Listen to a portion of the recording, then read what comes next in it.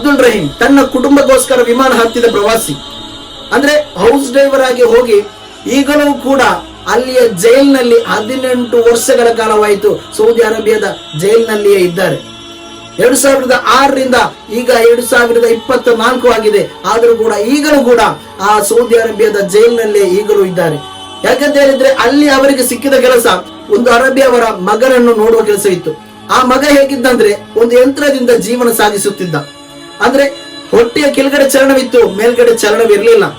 ಏನು ಅಬ್ದುಲ್ ರಹೀಂ ರವರ ಕೈ ಆ ಯಂತ್ರಕ್ಕೆ ಟಚ್ ಆಗಿ ಆ ಮಗ ತೀರು ಹೋಗಿದ್ದಾನೆ.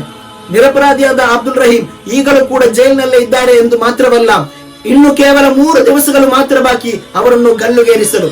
ನಮ್ಮಿಂದ ರಕ್ಷಿಸಲು ಸಾಧ್ಯವೆಂದರೆ ಕೇಳಿದರೆ ಹೌದು, ನಮ್ಮಿಂದ ಸಾಧ್ಯವಿದೆ. ಅಂದ್ರೆ 34 ಕೋಟಿ ಅವರು ಕೇಳಿದ್ದಾರೆ. ಅಂದ್ರೆ ಈ ಅಬ್ದುಲ್ ರಹೀಮನನ್ನು ಸುಮ್ಮನೆ ಬಿಡಬೇಕಾದ್ರೆ ನೀವು 34 ಕೋಟಿ ಆ ಕುಟುಂಬಸ್ಥರಿಗೆ ಕೊಡ್ಬೇಕಂತೆ.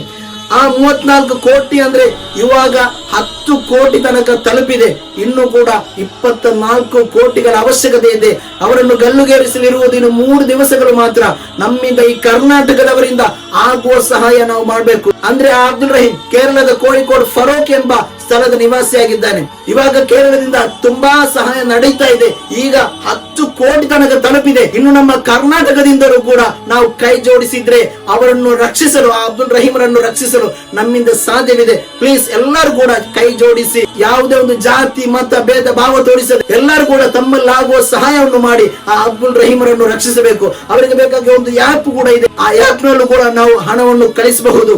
ಅದೇ ರೀತಿ ಬ್ಯಾಂಕ್ ಅಕೌಂಟ್ ನಂಬರ್ ಕೂಡ ಇದೆ. ನೀವೆಲ್ಲರೂ ಕೂಡ ನಿಮ್ಮಲ್ಲಾಗುವ ಸಹಾಯವನ್ನು ಮಾಡಿ ನಮ್ಮ ಕರ್ನಾಟಕದಿಂದಲೂ ಕೂಡ ಒಂದು ಕೈಯನ್ನು ಜೋಡಿಸಿ ಆ ಅಬ್ದುಲ್ ರಹೀಮರನ್ನು ಕೇರಳಕ್ಕೆ ಹಿಂತರಬೇಕು.